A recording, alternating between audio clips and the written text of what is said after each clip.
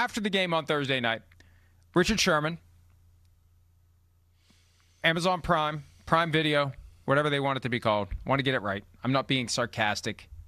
I am a little bit like, oh, it must be Prime Video. Look, it's Amazon. It's Amazon. What am I supposed to do? It's Amazon. So Richard Sherman called out George Pickens for perceived lack of interest and engagement.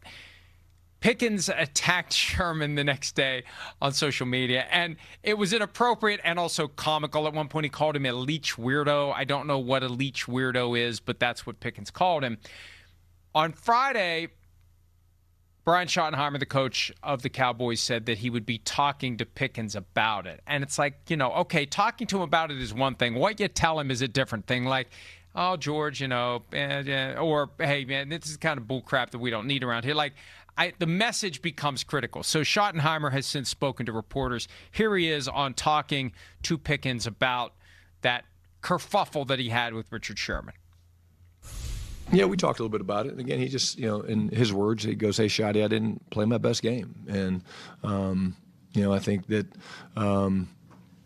unfortunately, none of us, played our best game. And so that's real. But, again, I don't worry about George and his love for football and playing this game.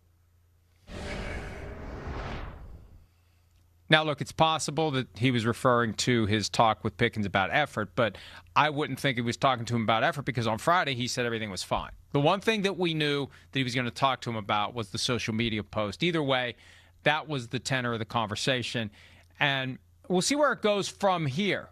Sunday Night Football against Randy Moss's Vikings.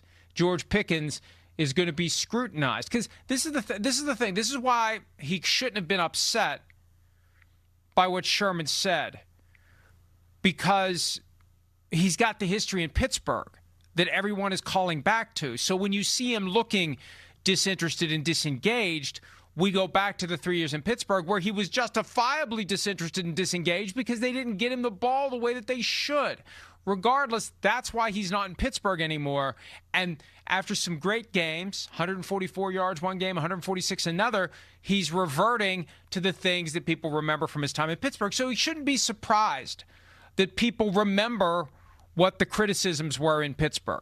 And it's up to him now to change the narrative. Right. Yeah, I think people were looking for that. And then on top of that, people were looking for, wait, I bet on Dallas to win the game. I've had him on an over this night. What's going on? He's gone off in every game so far. Well, Detroit finally stopped playing man-to-man on every play and changed what they did. And they were like, well, we can't do what we usually do against this team. And they changed it up. And that led to George Pickens, yes, not giving total 100% effort on a few times. But you still see his effect. I mean, it's amazing, his effect. I mean, what the hell was the other guy's name who had 100 yards receiving? I can't even call it off the top of my head right now, right? Who was seated? Ryan Flournoy. Exactly, Ryan Flournoy. Right. That's how good George Pickens is. Ryan Flournoy comes in and is a 100-yard receiver because the defense is so worried about George Pickens. Ryan, we've never heard of you, Flournoy, is running wide open in the middle of the field. Hey. And I'm having fun. You know what I mean. I'm just trying to make my point. I know. That's what's interesting, right? It really is. And that's what makes it, to me, the whole thing interesting. Because as I said, with the George Pickens, and you talked about $40 million, that's what he's going to ask for. He's going to ask for $40 million. And he's within his right to ask for that. That's not crazy for as talented as he is. What does Dallas do? Are they going to have a receiver for 40 and another receiver for $36 million? Or are they going to try to make a move and do something?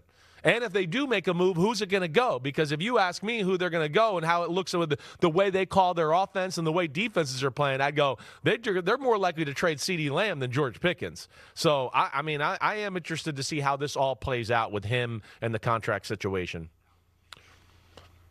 I've been saying that for weeks, since the big Monday night game that Pickens had against the Raiders. I've been saying that, why are we assuming that if they choose between Lamb and Pickens for cap reasons, Lamb is the one they're going to keep? Like, they chose between Amari Cooper and CeeDee Lamb, and they gave up a first-round pick to get Amari Cooper, and they gave him a close-to-market-level contract at the time, and they kept CeeDee Lamb. Right. By the way, yeah. It occurred to me as we were mentioning Ryan Flournoy that if someone out there was able to do a same-show parlay, you got over 1.5 references to Brandon Stokely, over 2.5 references to Ryan Flournoy, and And to complete the third leg, over 0.5 references to David Diaz-Infante. If you bet those three, man, congratulations. Congratulations. It's a good morning, and it balances out all the mornings that you lost. One good morning goes a long way to balancing out all those days you lost. Anytime somebody brags to me about how much money they made on this, that, and the other thing, it's like, okay, can we sit down now and list all the times you've lost? Right. Oh, yeah. Hi, it's Mike Florio. Thanks for watching PFT on YouTube. Hit subscribe for the latest news and analysis from Pro Football Talk.